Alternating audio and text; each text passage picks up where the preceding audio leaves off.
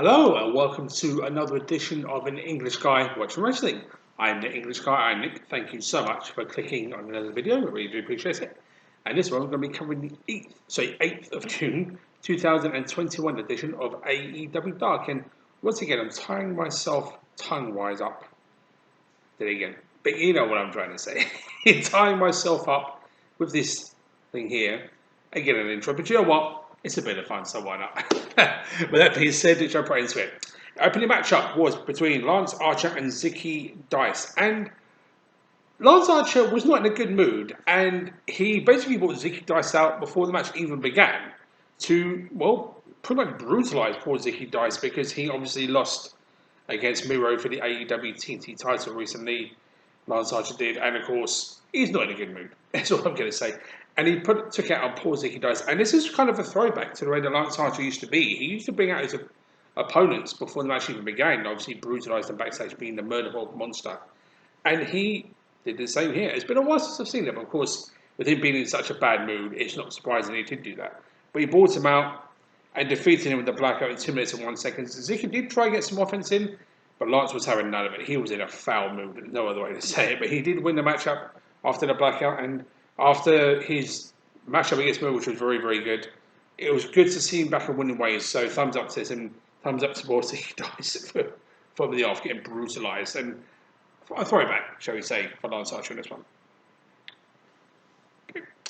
Next match was Abaddon versus Willow Nightingale. And Abaddon has her first match back in AEW Dark for a couple of weeks, and all for it, which I like. And you know what? I give credit where it's due. This was a matchup I was not expecting to be like it was, and I mean that in a very good way. Abaddon is perhaps the most intimidating women's wrestling in all AEW because of her look, the way she does things. It's very creepy, but it works. And it was working on Willow Nightingale to an extent, but not to say that Willow didn't get some good shots in this match, because she did, and that's cool to see. And I've seen Willow Nightingale wrestle a few times. I think she's really good. But she was intimidated by Abaddon, who I think somehow gets kind of more intense and creepier each week as it goes on. And you know what? Nothing wrong with that. Sometimes it's good to see that kind of progression of a character go further and further. And it's doing that with Abaddon, to be honest. And I like it. And not to say this wasn't a squash match, because it definitely wasn't. Yeah, Willow did get some good shots in. And this was a decent matchup. Even though Abaddon did get most of the offense in, Willow got some good offense in herself. And she was doing very well. And this was probably Willow's best performance in AEW to date. And it was a very good way to do it against perhaps the most intimidating women's wrestler AEW have.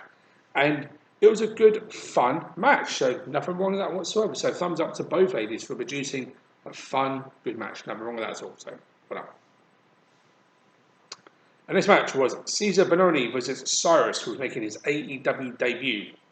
And very rarely do you see Cesar Bononi get in the ring with someone that's bigger than him. Cyrus was bigger, and Cesar Bononi is, I think, 6'5", maybe a bit more, and he's not a small guy. He's a really strongly built character. Cyrus is stronger, and you know what? I wasn't expecting this to go the way it did, and nothing wrong with that at all. And again, in a very good way, Cyrus did get a good showing here, but this was Cesar Bononi doing something you don't see very often, get outpowered in AEW, and that's exactly what happened here. Not to say that he didn't get some good stuff in himself, because he managed to pick up Cyrus at the end of the match to slam him down for the win at 4 minutes and 54 seconds. And that's impressive, because Cyrus, I get like Cesar Bononi, not a small one, a guy, well, I've said it many times with wrestlers that are like him, built like a tank, best way to say it. And you know what? This was a fun, short match, and again, a good showing from both men. And this is Cyrus' AEW debut, and he was impressive, to be fair. And I think him against someone that's a bit smaller than him, it's kind of a good way to make your debut. And that's strange to say when it comes to Cesar Bononi, because like I said, he's not a small guy, he's a pretty big guy. And this was a good, fun, short match that was a powerhouse match, best way to say it really, and enjoyable too. So definitely thumbs up for both men, for producing a good match. So well done. And next match was Angelico versus Matthew Justice, making his AEW debut. And obviously this is Angelico's big match before his matchup with Christian Cage today in Dynamite, because I'm recording this on Friday. And of course, I've put Angelico over many times, perhaps one of the most underrated wrestlers in all of AEW, and arguably perhaps the best submission wrestler in all of AEW with the Navarro style. And he did get the win at 3 minutes and 48 seconds with Navarro Deathlock. And he's been on a roll as of late since wrestling a bit more. Obviously, the pandemic's not been helping. But you know what? I'm all for it because I do like Angelico and I do like the Hybrid too as a tag team, but also individually. It was a fun match, this one. So Navarro Deathlock gets the win and building that momentum for tonight's match against Christian Cage, which I won't lie, I'm personally looking forward to. I think that's going to be a very good match between two very different kinds of wrestlers, but two very, very good wrestlers. So it's going to be fun to see. But and Angelico getting the win, thumbs up for that. And this match was Tay Conte versus Natalya Markova. And talk about a back and forth matchup. This was it. And nothing wrong with that at all, to be honest. And this was, I know Natalya's second ever appearance in AEW. And Tay Conte, I've said it before, is arguably the most improved and I won't say the best performing female wrestler of 2021 in that regard because that's not fair on people like Thunder Rosa, Britt Baker, who've had a brilliant 2021 to be fair. But in terms of her improvement as time has gone on, sorry, I will give that Tay Conte. And she's been very good to watch throughout the whole year, and she was good here too. And this was a good back and forth matchup, to be fair. And Natalya played her style very, very well. More hard hitting, more strategic, shall we say. Tay Conte is very good at mixing things up with her judo background and a wrestling training, of course. And Natalya kind of countered that with her kind of power game, shall we say, and also a bit of dirty, underhanded tactics with the ring presence and that kind of situation. Nothing wrong with that, though. And of course, her making fun of Tay Conte trying to get in her head. It was good little trying to say get someone's head from Italia, which is interesting because you don't really see that in the AEW Women's Division in that sense. So I can't really help but really admire that. And I admire this matchup to be fair. It was a good match, good back and forth matchup, and Italia's only a second performance match in AEW. Sorry, but definitely a best performance, that's for sure. This was a good, fun match. Tay Conte picked up the win of the daily tie in 4 minutes and 28 seconds. But you know what? This was a good match, and Tay Conte carries on that momentum. So here we go.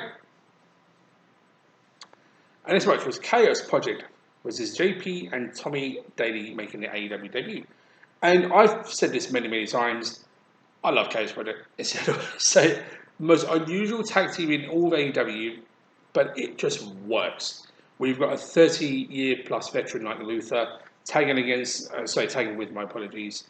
Serpentico, who is used as a human weapon by Luther. It's the only other way to say it. And it's been Luther's had it done to him by Serpentico with it. But it's quite interesting to see that. But this was a good matchup, and Creeping Death is a great finishing move from Chaos Project, which I really like, which they used to win the matchup in just under 5 minutes. But this was a fun tag matchup, and I give credit where it's due to JP and Tommy Daly. They did do some decent stuff in this match, but the night belongs to Chaos Project. A well-deserved win, so I love that indeed. And this match was Marco Stunt versus Ariel Dominguez, and this is something, again, you don't see very often. Marco Stunt is the shortest male wrestler in AEW. And Ariel Dominguez was the same height as him. And it's kind of cool to see that, to be honest with you. And nothing wrong with that whatsoever. I enjoyed it. But this was a good matchup. And interesting to see this kind of situation happen in AEW, like I said. Both the same height. I'd say, in all seriousness, Ariel was probably a bit stronger. But Marco Stunt did pick up the win. And Marco Stunt does some pretty amazing stuff in the matchup.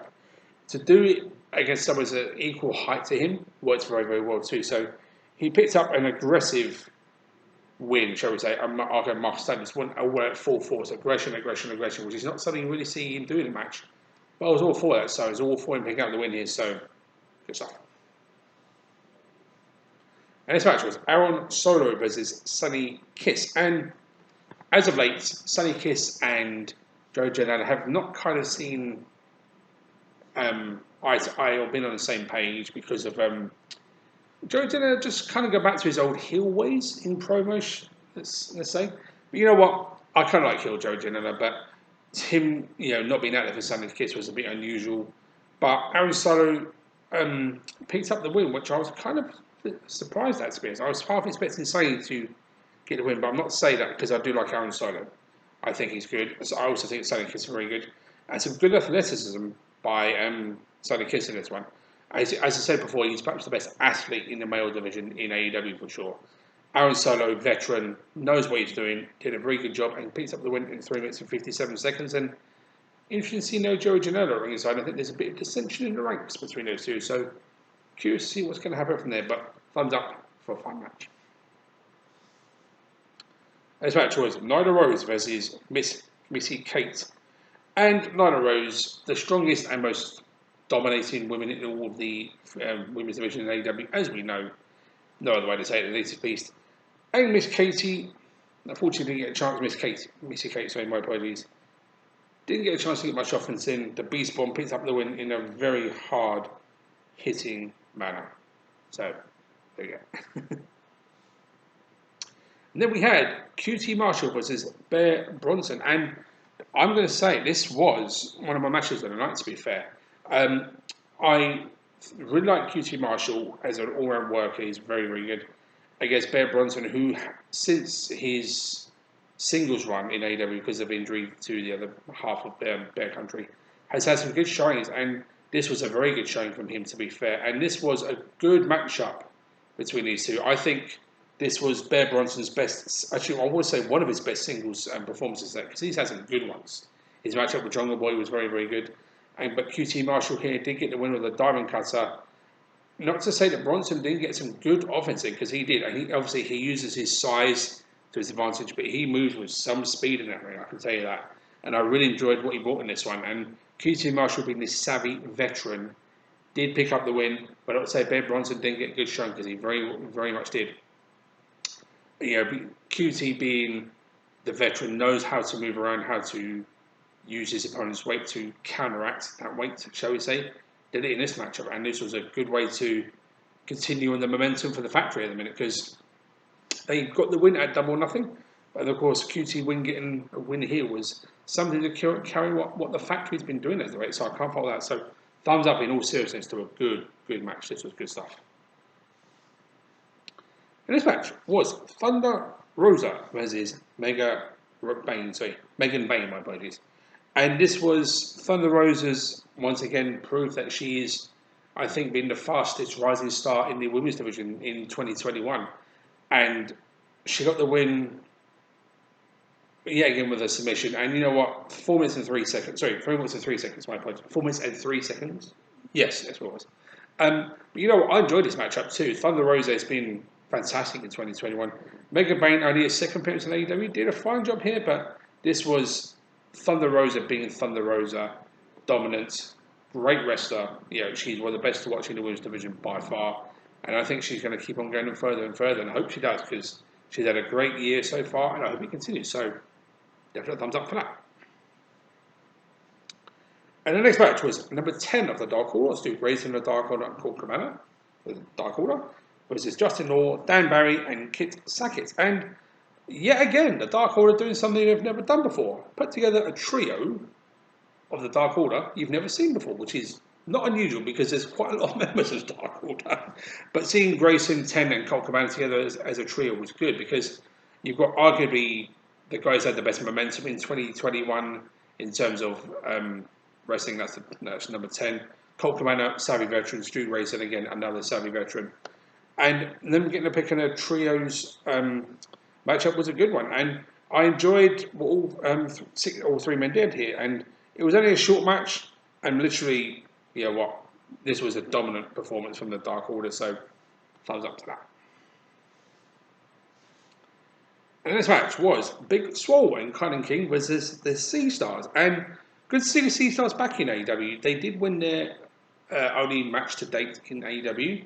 But you know what, Big Swole and Cunning King, what else can you say? I still don't think they have a name that I know of, that I've not seen anyways to date, with them and Red Velvet's Way. But you know what, I really can't help but absolutely love what King, Swole, and Velvet are doing. I really like what they've been bringing to the table, shall we say. And no matter what combination you see from them, you are going to get really good stuff. And again, no doubt here. And against a veteran tag team of sisters like the Sea Stars, was no small thing. And this was a good, fun match. And interesting to see the Sea Stars as heels. I've never seen them as heel before. And they were in this match. They were going for that, and it worked.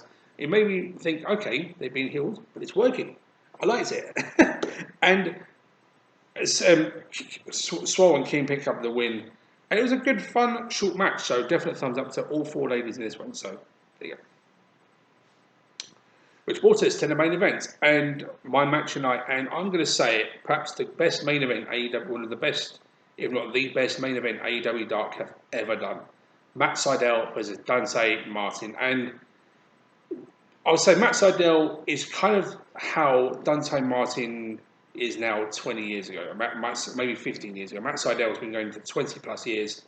Still one of my favourite wrestlers of all time. I think Matt Sydal is amazing no matter what he does. Dante Martin is also up there now in terms of what he does. One half of Top Flight, of course, on the injury list is Darius, his brother. But Dante has really shown what he can do in a singles match. And perhaps his best match to date in AEW as a singles wrestler. And same goes to Matt Sydal. This was outstanding. No other way to say it. It's a brilliant back and forth matchup between 2 incredible wrestlers. And the counter wrestling in this was first rate from both men. And, Matt Sydal picked up the win, but you know what? There was no other way to say it. Dante Martin could have easily picked up the win several times, but the wrestling, the high flying, the impact, the movement was top notch from both men. And this was the kind of matchup that when I saw announced, I thought, that's going to be good. I didn't think it would be this good. This was truly brilliant. I couldn't help but love how Dante Martin was counteracting some of Matt Sydal's signature moves in very unique ways, picking up counters I've never seen anybody do before. And Matt Sydal, really using his savvy veteran ways to outthink Dante Martin at some points.